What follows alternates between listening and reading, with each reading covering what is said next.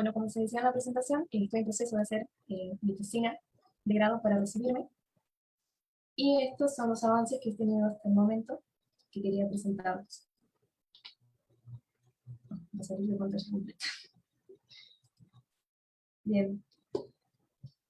Como ya se conoce de los briófitos, es un grupo que se encuentra compuesto a su vez por tres más, que serían antoceros, el grupo de antoceros, las hepáticas, que pueden ser talosas o foliosas, y por último los musgos, que es donde yo estoy estudiando.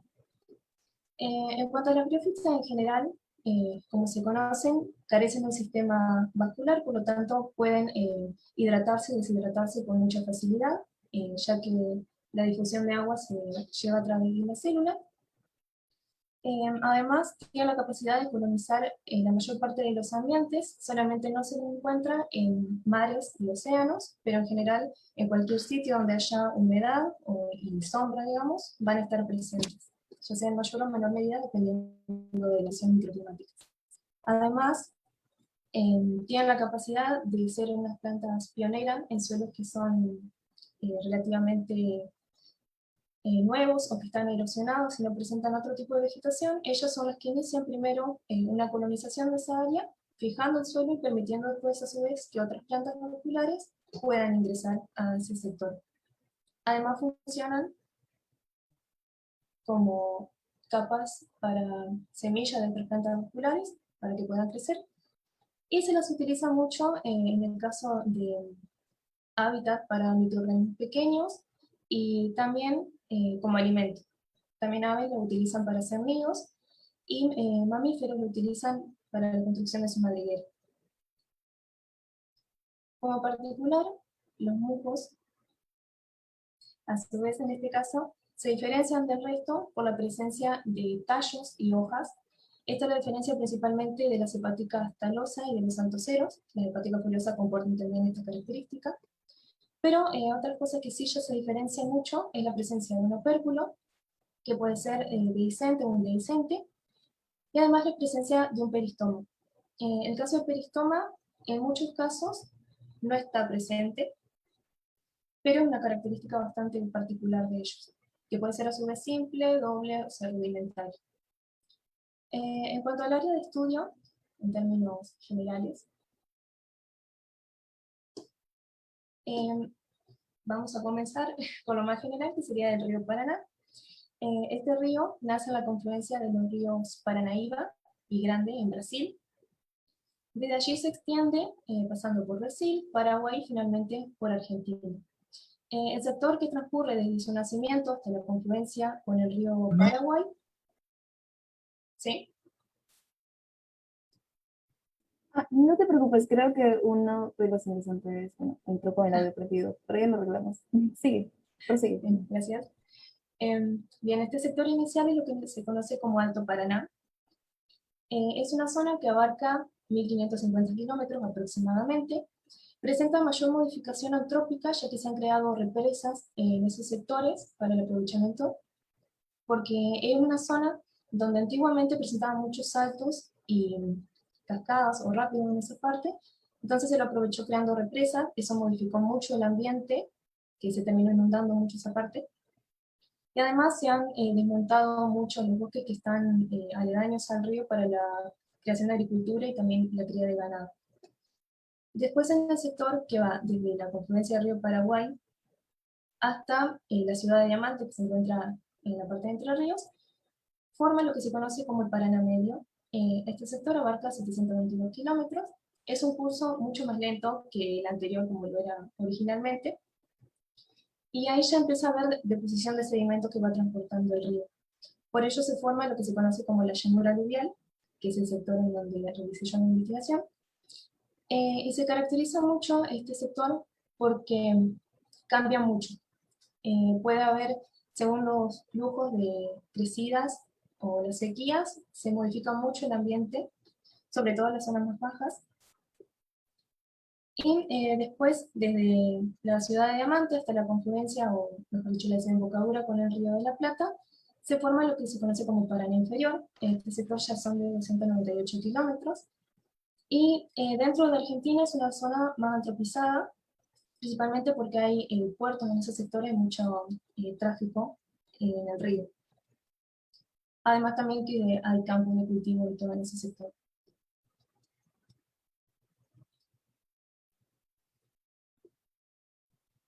Bien, en el valle de inundación del río Paraná se encuentra lo que se conoce como la ecorregión de deltas e islas del río Paraná.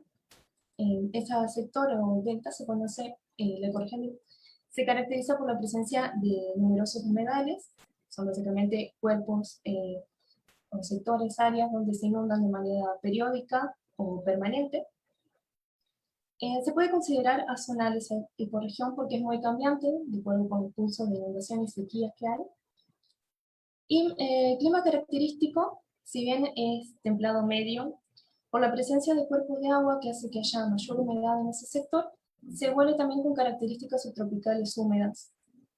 Y por ello, la flora que hay en ese sector presenta también mucha combinación de la ecorregión del Espinal, que se encuentra en ese sector, y de la provincia paranaense, que es en el sector más del lado de Misiones, donde está la ecorregión. Por ejemplo, dentro del espinal, algunas especies de las que son características es el aromito, que es Erythrina tristagali. También el sauce está presente, donde en Dubái, y de la provincia paranaense, por ejemplo, se encuentra el ceibo, que en las áreas donde yo realicé el estudio está muy presente esa especie.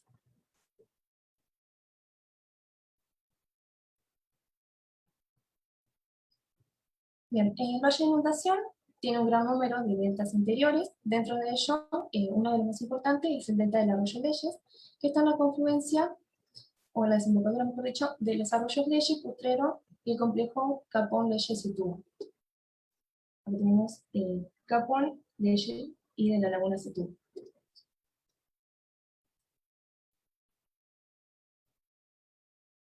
En cuanto a los antecedentes de estudios que hay en esta región, en la provincia básicamente, Kuhneman en 1938 publicó la primera lista de hongos argentinos, eso básicamente para el país principalmente, y después Materi en 2003 realizó una actualización de esa lista agregando algunos otros hongos nuevos. A partir de ese momento, digamos, se han realizado estudios por otros autores como Flores, Jiménez, Colotti, Suárez, que han ido agregando otras especies a este registro. Sin embargo, hay muchas provincias, por ejemplo, Entre Ríos también, en donde no hay casi identificación de hongos. En el caso de Santa Fe, solamente 3 especies hay registradas para esta provincia: Efemeron argentinico, Tortula moralis y Funaria hygrometrica. Después de eso ya no se conoce nada más.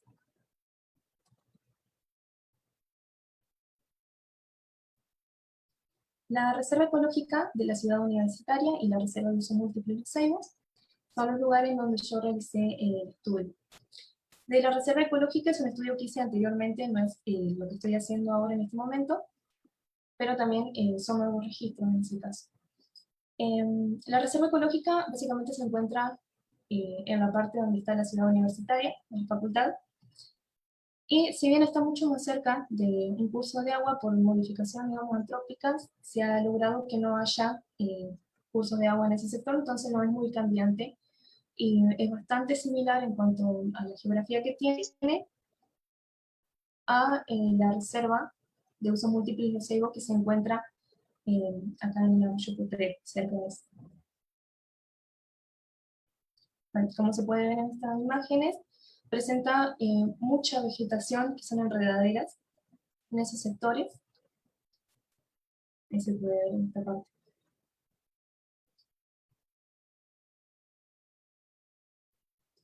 Bien, ambas reservas presentan en general una mayor elevación del gradiente topográfico, por lo tanto tienen baja conectividad con cursos de agua.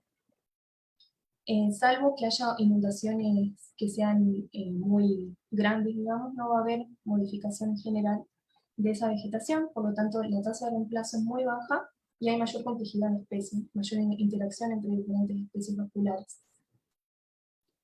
Acá en imágenes sacada de los inventarios humedales se puede ver que hay sectores, esos sectores de la zona 3 que serían los bajos con humedal lótico y granítico, no se conserva mucho en el tiempo, ya que con las inundaciones desaparece toda la vegetación y se vuelve nuevamente a formar. Es un proceso muy cambiante en este caso. Por eso se eligieron zonas de gradiente alto, ya que conservan mayor la vegetación vascular y por lo tanto pueden crecer las briófitas. En otros sectores desaparecerían si aparecieran ahí las briófitas. En cuanto a los suelos de este sector, generalmente tienen desarrollo incipiente por este tema de ir modificándose bastante rápido la geografía que tiene lugar. Hay poca cantidad de materia orgánica en general. Las zonas que son más viejas, más antiguas, tienen mayor cantidad de materia orgánica, además se descompone más fácilmente debido a que, como es un clima húmedo y generalmente las temperaturas no son tan bajas, los microorganismos pueden descomponer fácilmente la materia orgánica. El tipo de suelo caracterizado en este sector es franco-arenoso. Esto quiere decir que presenta el mayor porcentaje de arena, pero también tiene componentes de limo y arcilla, ya que el río transporta mucha cantidad de limo arcilloso y arena. En cuanto a la vegetación vascular, algunas de las especies características de esta zona son sauces, que es Salix humboldtiana. Esta es la única especie de sauce nativa de la región.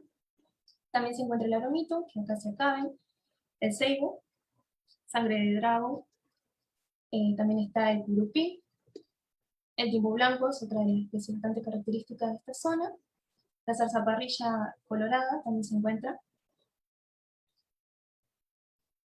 Después más, con respecto a especies más herbáceas, está el dormillo de río, la salvia morada. Esta especie en la reserva, por ejemplo, de la ciudad universitaria, está en gran cantidad, se encuentra muy frecuentemente. Un helecho, que es micrograma, este está presente en la parte de la reserva de usos múltiples de ceibos, abarcando principalmente los ceibos se encuentran, abarcando gran cantidad de la corteza de esta especie.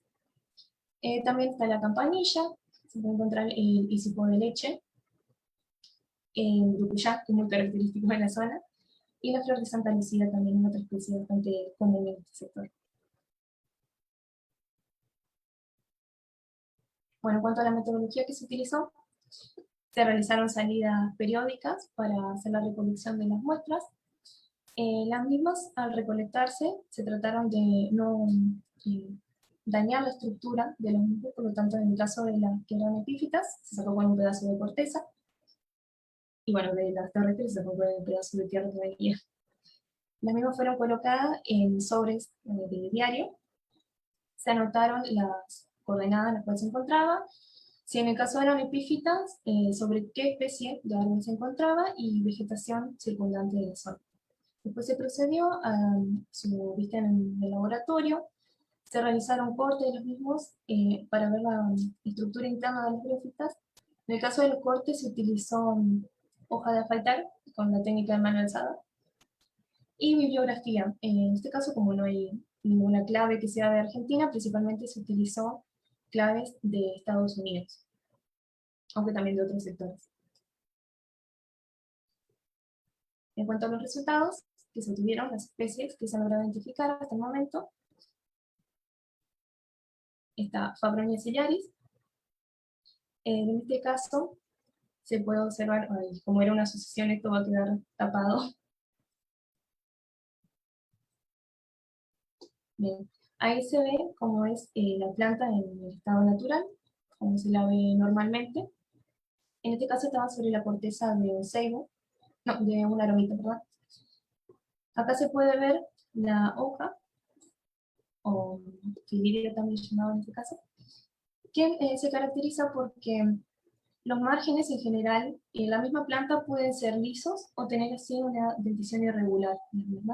Las células son de tipo romboidal alargadas y en la base se vuelven más rectangulares. En cuanto a la cápsula, se caracteriza por presentar las células de pared sinuosa y los dientes se encuentran dispuestos en pares, 8 pares. Y bueno, la cápsula es un tipo más eh, ovado que tiene. Otra especie encontrada fue el Merodontium balanzae. En este caso, a ver, se puede ver ahí la hoja. Tenemos células que son de tipo romboidal o más bien ovaladas también, que esta es la característica que tiene esta especie, es que el peristoma se encuentran dispuestos de a par en los dientes y a su vez el ápice se encuentra unido. Es una característica común de este género. Acá se puede ver a su vez también una cápsula que todavía está inmadura en ese caso.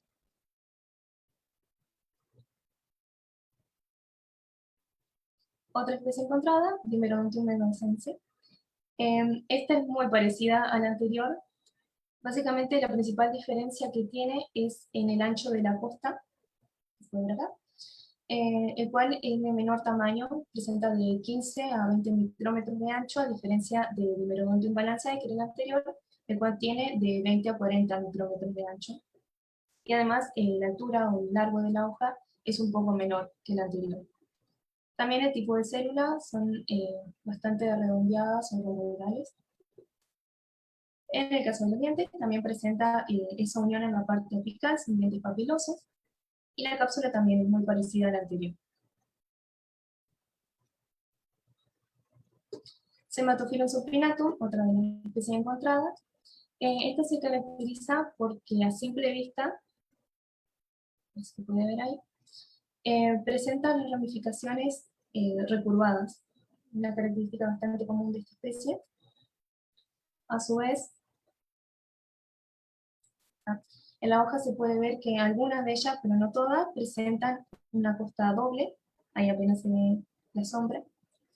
Tienen un tipo de célula, romboidales también, y en la base presentan células alares, pero muy poco diferenciadas. Esas cuadradas serían las células alares. En cuanto a la cápsula, una característica común de Cematophyllum es que presenta la constricción debajo de la boca. Les hace muy llamativa la cápsula en ese sentido. También está Cematophyllum subsimplex, otra de las especies encontradas. Esta no presenta tanto ese recurvamiento del tallo, aunque en algunos casos tiene ligeramente recurvados los mismos. La hoja es un poco más alargada que la anterior, y se observa mayor diferenciación en las células alares que tiene. Ahí se puede ver. Bien, esa era foto del peristoma, el corte en microscopio. Y también la cápsula presenta esa constricción debajo de la boca característica. Otra especie es Centrichia vipila. De esta especie no se encontraron cápsulas para la identificación, pero se logró identificarlo gracias a los propágulos. Por la forma que tiene ovalada y la célula apical ligeramente más larga, se pudo lograr la identificación de esa especie. Ahí se puede ver en lupa como se ven células, las propágulos.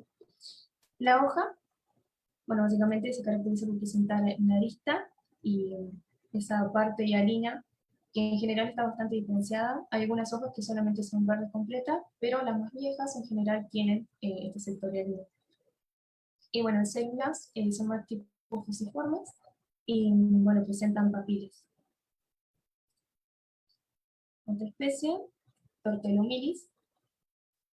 Bien, esta especie también está dentro de las Proteaceae. Se puede ver cómo son en vista general, simple vista cómo se ve. Se caracteriza en general el género Tortella se caracteriza por presentar la parte hialina de la hoja que se encuentra en la base, sube en forma de V. Y por esto, quienes en el sector de la hoja se pueden ver ahí todavía en los márgenes, la parte hialina, pues ya son las células ya coloreadas en este sector y mucho más pequeñas. Ahí se puede ver un corte de la hoja, corte transversal, donde se ve que la epidermis abarca toda la parte superior, mientras que la parte inferior no presenta epidermis. En este caso, la costa se caracterizaba por presentar células que eran más bien cuadradas y estaban con papilas. Y acá tenemos la cápsula característica, poder también el opérculo y la calitra que tiene. Otra especie, Rosulabrium borpelmense. Esta fue una especie terrestre encontrada. Acá se puede ver el tubérculo que presenta, tubérculo horizontal, que tiene esta coloración rojo anaranjado. También puede haber el color ámbar o rojo más oscuro, pero lo que se encontró tenía rojo anaranjado. La disposición de las hojas es en forma de roseta. En general, dentro de las briófitas que se han encontrado, el que tiene un mayor tamaño. Aquí se puede ver una cápsula. En cuanto a la hoja, se caracteriza por presentar ese margen cerulado que tiene. Además, acá la costa es escurrente. Y el tipo de célula, romboidal. Es una célula de la parte media de la lámina.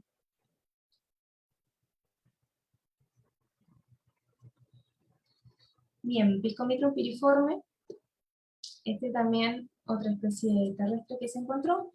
Se caracterizan también por presentar los márgenes dentados. En este caso se puede ver que la parte basal de la hoja presenta células rectangulares alargadas, mientras que ya en la parte superior de la hoja se vuelven más cuadradas o algo hexagonales.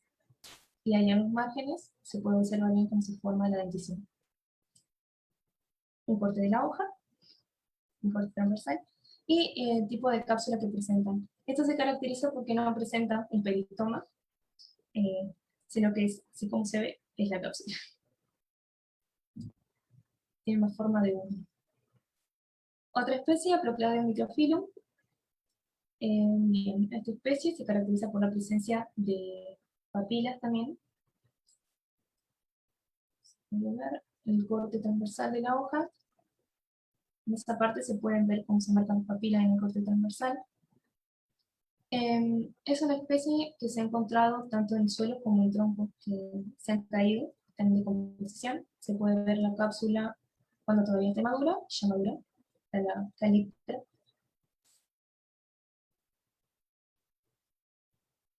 Bien, la otra especie, Physidium curvatus. Esta principalmente se caracteriza por la disposición dística de las hojas, también la presencia de un margen, un borde de células más alargadas, la lámina vaginante que está ahí en este sector. Acá se puede observar el corte del tallo, también corte transversal, y el peristoma característico que es rojizo, se puede ver también a simple vista en las cápsulas. Es algo bastante característico de la oficina también. Brium argenteum, otra especie encontrada acá, terrestre. Esta se caracteriza principalmente porque es de una coloración blancuzca, verde blancuzca. A simple vista se lo puede distinguir fácilmente. Como se ve acá en la hoja, tiene hasta la mitad más o menos de la hoja de coloración verde y el resto se vuelve hialino. También presenta una lista en el sector. Y bueno, cápsula de tipo de cápsula péndula característica de los brios. Tricherpodium beccarii, otra de las especies encontradas. Esta es una especie epífita. A simple vista, cuando se lo observa en el ambiente, se le ve una coloración verde grisácea. También es otra especie bastante característica de distinguir fácilmente en el sector acá de la reserva. En cuanto a la hoja, se ve que tiene una lista hialina. El tipo de células son algo hexagonales, redondeadas, papilosas, por supuesto, se observa a simple vista acá en las fotos. También carece de peristoma en esta especie. Tiene una cápsula de sumergida emergente, por eso se encuentra mayormente cubierta por las hojas. Y acá en esta se puede observar cómo son las esporas. Recién todavía están inmaduras porque se rompió la cápsula en este caso. Se ve claramente. Otra de las especies encontradas, el Podium glacioi. También es otra planta epífita, en este caso las células son lisas, se puede ver que son romboidales, algo redondeadas, en la parte de la base se vuelven más cuadradas. Otra especie que carece de peristoma dentro de las briófitas, y ahí se puede observar, en este caso también tiene una cápsula sumergida emergente, esta está inmadura todavía, y se ve que está cubierta por los ojos. Otra especie, que esta sí es la única hasta el momento que se ha encontrado y tiene registro para Santa Fe, es Funaria hygrometrica. Acá se puede observar cómo se ve a simple vista la especie, todo ese recurvamiento que tiene la seta. Tipo de hoja, bueno, tenemos células rectangulares en la parte basal, mientras que ya en la parte superior se vuelven más cuadradas a hexagonales. Acá se ve un porte de la hoja, un porte transversal. Y en este caso se observa la parte del peristoma, el diente y también el anillo de células que presenta, el cual se desprende de manera truzada.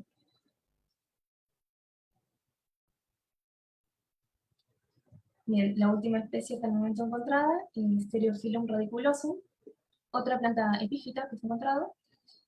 En este caso, la especie se caracteriza porque dentro de la misma planta tiene tanto hojas simétricas, también asimétricas. Ahí se puede ver la simetría que presenta la hoja, como la costa está mucho más dirigida hacia un lado que hacia el otro de la lana.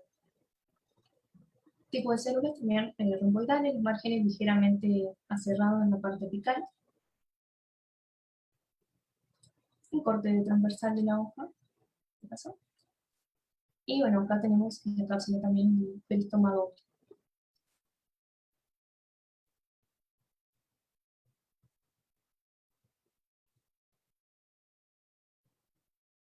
Bien. Bueno, en este caso se han encontrado hasta el momento 16 especies pertenecientes a 9 familias. De todas estas especies, solo Funaria hygrometrica es la que está registrada para Santa Fe. El resto son nuevos registros para la provincia. De lo que se ha observado hasta el momento, en cuanto al sustrato en el que crecen las briófitas, epífitas predominan, siendo el 62% de las mismas, las que son epífitas. En el suelo se encuentra el 19% y otro que hace referencia a suelo, tanto como a troncos que se han caído y están en descomposición, otro 19%. En cuanto a la frecuencia en la que se encuentran estas especies, las que son ¿no? Predomina Dimerodontium balanzae, una epífita, que se encuentra con mayor frecuencia. Después también tenemos Somatophilum subsimplex, pero también en mayor medida Somatophilum subpinatum, también otra de las que se encuentra mayormente con frecuencia. Y dentro de las especies terrestres, una de las que se encuentra en mayor frecuencia es Piscomitrum piriforme. Bien, después como se ve, el Trichopodium berkari es una de las especies que menos se encuentra, al igual que en la no sé si se ve, pero el Stereophyllum radiculosum también es otra de las que se encuentran con menor frecuencia.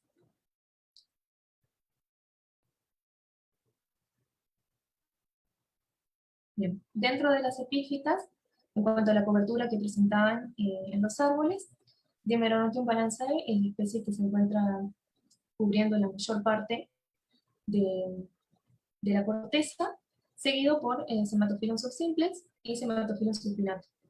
También Fabriona cillaris es otra de las especies que cubre mayor parte de la corteza.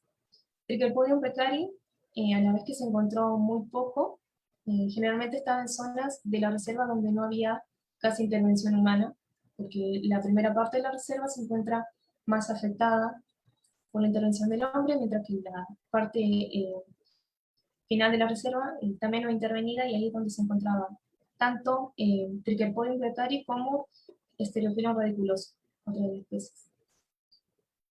Bueno, y las preferencias de estas epífitas se encontraban principalmente en sauces, Salix humboldtiana, también se la encuentran en los aromitos y en los cebos. En los cebos eran los que presentaban mayor frecuencia de briófitas presentes.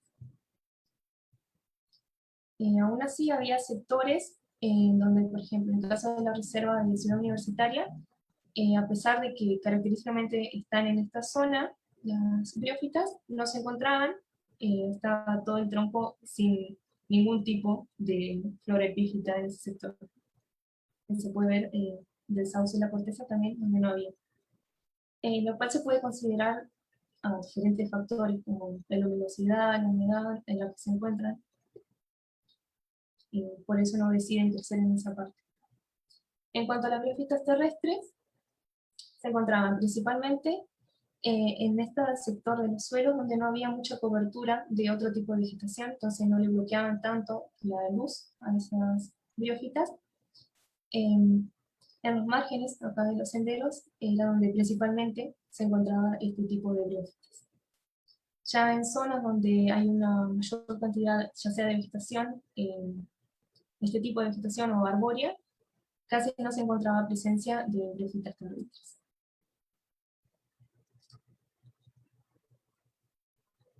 Muchas gracias.